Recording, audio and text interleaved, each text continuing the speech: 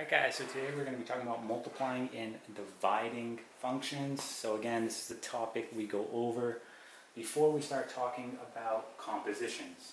Alright, so we just recently talked about adding and subtracting functions. Now we're going to talk about multiplying and dividing, okay, given an operation. So we have the following information, right? This is what's given. We know what f of x is, we know what g of x is, and they're asking us to perform this operation here. Okay, so what this operation is actually saying is the following. It's telling you to do, okay, g of x times f of x. Okay, so that is what that is telling you to do. All right, so we're just going to go ahead and set this up and do it. So we're going to have g of x, which is going to be 2x minus 2 times 2x squared plus 4x minus 6. Okay, and we're just going to go ahead and multiply this out. So let's start with 2x here. We'll start with this term, and we're going to go ahead and distribute right inside the parentheses, and we'll go on to negative 2, distribute inside the parentheses. All right, so we're going to start with 2x. So we're going to do 2x times 2x squared, so that's going to give us 4x cubed, right? 2x times, okay, positive 4x, that's going to give us, right, plus 8x squared, right? And then 2x times a negative 6 would be negative 12x, okay? Let's move on to this term, negative 2 times a positive 2x squared. We're going to get negative 4x squared. Okay, looking here, this is going to be negative 8x. Okay, and then again, negative 2 and a negative 6 when multiplied would be positive 12. All you have to do here is combine your like terms now. So notice this cubed, it's all by itself, so we're just going to rewrite it as is. So we're going to write 4x cubed. Alright, we're done with this. Then we have an 8x squared and a negative 4x squared, so that's going to make positive 4x squared. Alright, done, done. Then we have a negative 12x and a minus 8x, so it'll be minus 20x. Okay, and then we just have plus 12. Okay, so our final answer here is going to be the following. We get 4x cubed plus 4x squared minus 20x plus 12. Okay, this here will be our final answer. Okay, and that is it. Let's try another example. Okay guys, here's another example. Again, sticking with multiplying and dividing functions. So we're given the same information for this problem, all right? However, different operation. Okay, this time we're dividing.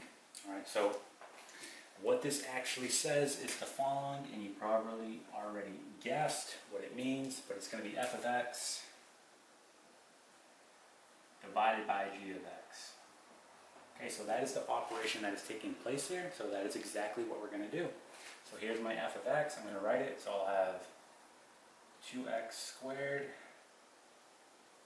plus 4x minus 6, okay? All over, this will be 2x minus 2. Now you may be saying, well, okay, I'm done now. Well, no, we have to go ahead, right? And if possible, we want to try to factor both the numerator and denominator, okay, so then there's a possibility that we can cancel out a common factor, all right? So that is exactly what we're going to do here. So looking at the numerator first, let's talk about how we can factor that. All right, there's a couple different ways we could do it.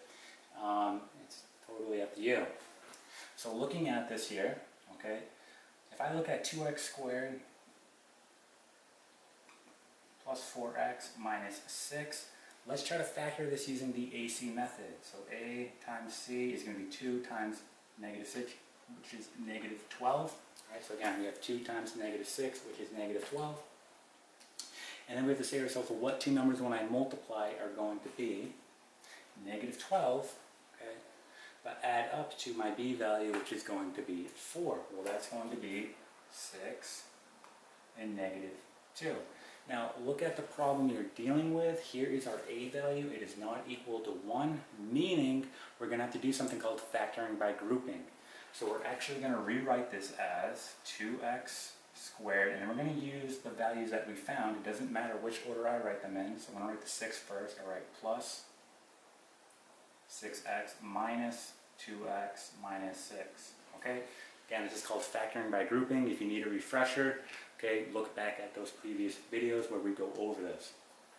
Alright, and we're going to group the first two terms, and then we're going to group the last two terms. Okay, notice that I didn't write anything different, right? 6x minus 2x is 4x. It's essentially the same, we just rewrote it mathematically, okay?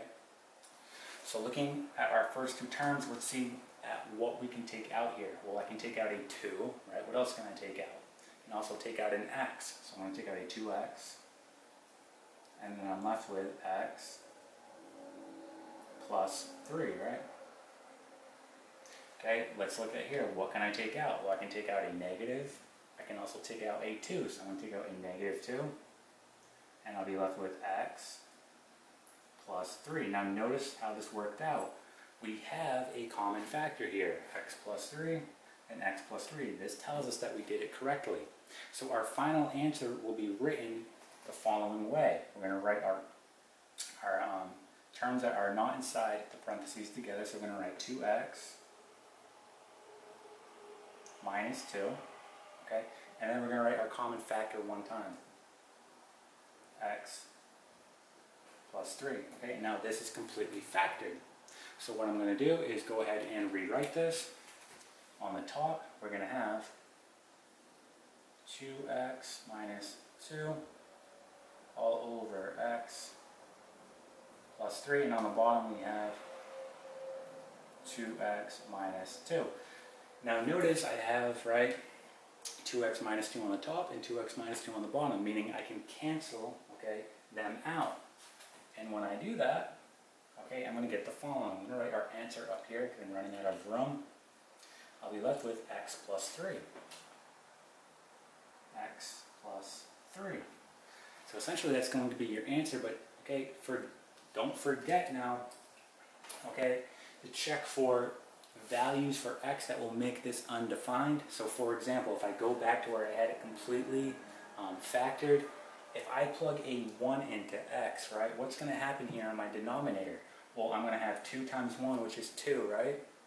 And then we know that 2 minus 2 is going to be 0. We can't divide by 0. If we do that, it will be undefined. So we have to include that in our answer. So our answer is x plus 3. And we also have to know that x cannot equal 1. X, okay, cannot equal 1. All right?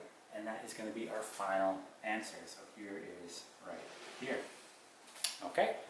And that is it.